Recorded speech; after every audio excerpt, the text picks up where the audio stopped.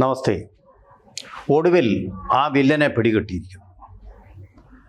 അതായത് നമ്മുടെ കോൺഫിഡൻറ്റ് റോയിയുടെ മരണത്തിന് കാരണക്കാരനായ വില്ലനെ കണ്ടെത്തിയിരിക്കുന്നു. ഒരുപാട് ഊഹാപോഹങ്ങളൊക്കെ പ്രചരിച്ചിരുന്നു.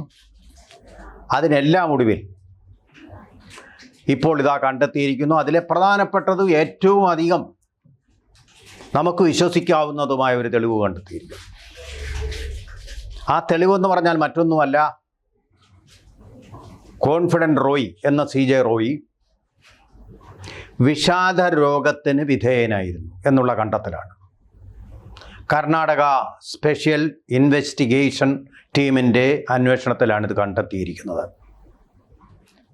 അദ്ദേഹം പതിവായി ഈ ഡിപ്രഷനെതിരെയുള്ള, അതായത് വിഷാദ രോഗത്തിനെതിരെയുള്ള മരുന്ന് ഉപയോഗിച്ചിരുന്നതായിട്ടാണ് കണ്ടെത്തിയിരിക്കുന്നത്. അമിതമായിട്ടുള്ള വിഷാദ രോഗം. എന്താണ് ഈ വിഷാദ രോഗം?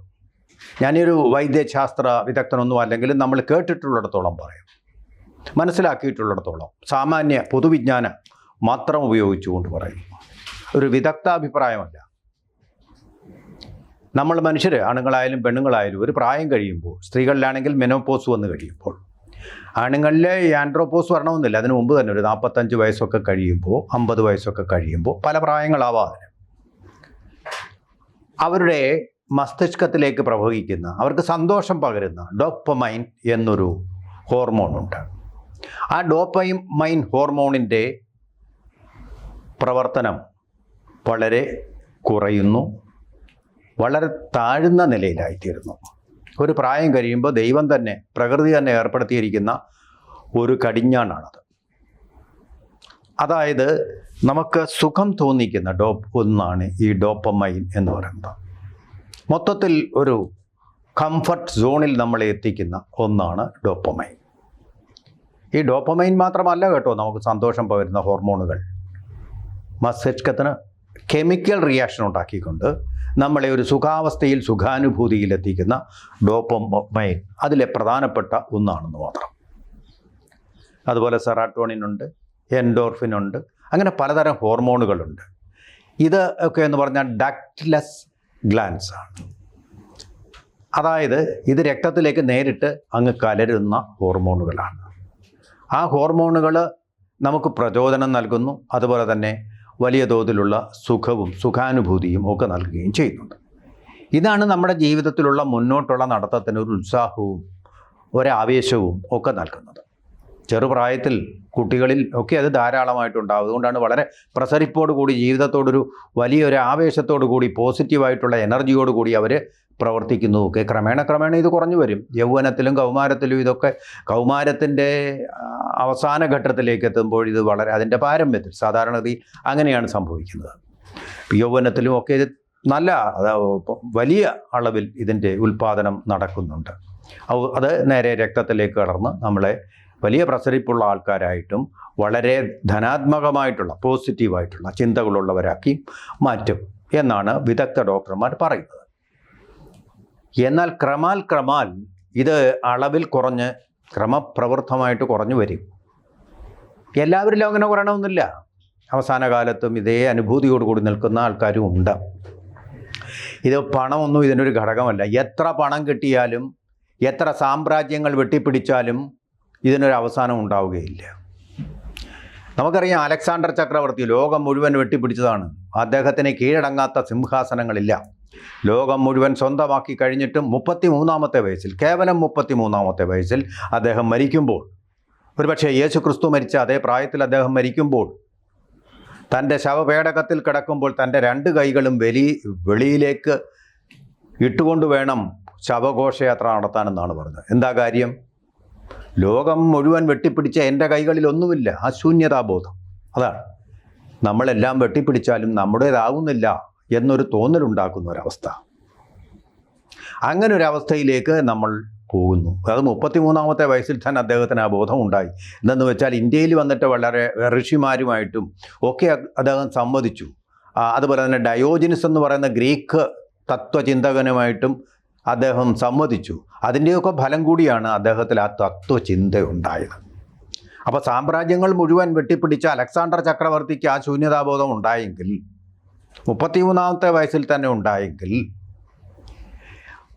അതിൽ വലിയ റിയൽ എസ്റ്റേറ്റുകൾ പിടിച്ചു ഏതാണ്ട് 9,000 കോടി രൂപയുടെ ആസ്തി സ്വന്തമാക്കിയ റിയൽറ്ററിൽ തമ്പുരാനായിട്ടുള്ള ചക്രവർത്തിയായിട്ടുള്ള കോൺഫിഡൻറ്റ് റോയിക്കും അത് സംഭവിച്ചുകൂടായികയില്ലല്ലോ. അത് അദ്ദേഹത്തിന് സംഭവിച്ചിരുന്നു എന്നാണ് പറയുന്നത്. പ്രത്യേകിച്ചും റോയിയെ സംബന്ധിച്ചിടത്തോളം ജീവിതത്തിൻ്റെ സുഖങ്ങളെല്ലാം നേടിക്കഴിഞ്ഞു, പണം വേണ്ടത്ര നേടിക്കഴിഞ്ഞു, എല്ലാ സംതൃപ്തിയും നേടിക്കഴിഞ്ഞു. അങ്ങനെയുള്ളവർക്ക് ഇത് പെട്ടെന്നാണ് ഉണ്ടാവുന്നത്. അവിടെയാണ് ഈ പാക്കനാർ പറഞ്ഞത് സത്യമായിട്ട് വരുന്നത്. ആളെ കൊല്ലിയാണ് പണം കൂടിയാലും ഇത് ചിന്ത പെട്ടെന്ന് നേരത്തെ ലൈഫിൽ വരും, ജീവിതത്തിൽ വരും എന്നുള്ളതാണ്. ഈ മരുന്നുകൊണ്ടും അദ്ദേഹം മരുന്ന് കഴിക്കുന്നുണ്ടായിരുന്നു എന്ന് പറഞ്ഞാൽ ആ മരുന്നുകൊണ്ടും അദ്ദേഹത്തിന് ആ അസുഖത്തെ പിടിച്ചു നിർത്താൻ പറ്റിയില്ല. ഇത് വന്നു കഴിഞ്ഞാൽ ജീവിതം വളരെ വ്യർത്ഥമാണെന്നൊരു തോന്നൽ, ഒന്നിനും ഒരു താല്പര്യമില്ലായ്മയൊക്കെ ഉണ്ടാവുക. സ്വയമേവ നമ്മുടെ മസ്തിഷ്കം തന്നെ അതിന് നമ്മളെ പ്രകോപിപ്പിക്കുകയാണ്. ജീവിക്കാൻ ഒരു മടുപ്പ്, വിരസത ഒക്കെ വന്നു കഴിയുമ്പോഴെന്താണ്, ഇതിനെ ഇങ്ങനെ ജീവിച്ചിരിക്കുന്നത് എന്നൊരു തോന്നൽ അവിടെ വരികയാണ്. അപ്പോൾ അതുകൊണ്ടായിരിക്കണം അദ്ദേഹം തൻ്റെ ഡയറി കുറിപ്പിൽ വളരെ സുചിന്തിതമായോ ഈ ജീവിച്ചിരുന്നിട്ടൊരു കാര്യമില്ല, ഇതൊക്കെ ഉണ്ടായിട്ട് ഒരു കാര്യമില്ല, മൊത്തം സ്ട്രെസ്സാണ്, സ്ട്രെയിനാണ്, പലതരത്തിലുള്ള സമ്മർദ്ദങ്ങളാണ്. അതിനിടയ്ക്കാണ് അതും കൂടെ ചേർത്ത് പറയുന്നുണ്ട്, പലതരത്തിലുള്ള കടക്കാർ ഇദ്ദേഹത്തെ സമ്മർദ്ദം ചെലുത്തിക്കൊണ്ടുവരും. അപ്പോൾ ഈ ഒന്നാമത് ഈ ഡിപ്രഷൻ്റെ ആ സ്ട്രെസ്സ്, അതുകൂടാതെ ഈ പണം തിരിച്ചു കൊടുക്കണമെന്നുള്ള ബാധ്യതയുടെ സ്ട്രെസ്സ്, എന്നാൽ പിന്നെ അങ്ങ് അവസാനിപ്പിച്ചേക്കാം. ജീവിതത്തോടൊരു കൊതിയില്ലാതെ വരിക, അതാണ് അതിൻ്റെ പ്രശ്നം. ജീവിതത്തോടൊരു മതിപ്പില്ലായ്മ വരിക. പെട്ടെന്ന് തന്നെ അദ്ദേഹം ഉറച്ച തീരുമാനത്തിലെത്തി അങ്ങ് മരിച്ചേക്കാം. ഇക്കാര്യങ്ങൾ വാസ്തവത്തിൽ അദ്ദേഹം ഭാര്യയോട് മാത്രമേ പറഞ്ഞിട്ടുള്ളൂ എന്ന് വേണം നമ്മൾ കരുതാൻ. ഭാര്യയോട് മാത്രമേ ഇത് പറഞ്ഞിട്ടുള്ളൂ എന്നതുകൊണ്ടാണ് ഭാര്യയ്ക്ക് ഇതെല്ലാം അറിയാം എന്ന് പറയുന്നത്. ഇതേ സമയം രമണ മഹർഷിയെപ്പറ്റി നിങ്ങൾ കേട്ടിട്ടുണ്ട്. അരുണാചലം എന്ന മലയുടെ മുകളിൽ ആശ്രമം, ഇതുപോലെ വലിയ റിയൽ എസ്റ്റേറ്റോ ഒന്നുമല്ല. അവിടെ CJ റോയി അവിടെ ദുബായിൽ വെച്ചിരുന്നത് സ്വർണവും രത്നവും വൈഡൂര്യങ്ങളുമൊക്കെ വാതിൽ പതിപ്പിച്ച, സ്വർണം കൊണ്ടുള്ള വാതിലുകളും ജനാലുകളുമുള്ള ഒരു വീട്ടിലാണ് താമസിച്ചിരുന്നത്, അത്യാഡംബരപൂർവ്വം. പക്ഷേ ഈ അരുണാചലം എന്ന മലയിൽ പൊരിവെയിലിൽ കഴിഞ്ഞിരുന്ന രമണ മഹർഷിക്ക് ഈ തരത്തിലുള്ളൊരു ഡിപ്രഷൻ ഒരിക്കലും വന്നിട്ടില്ല.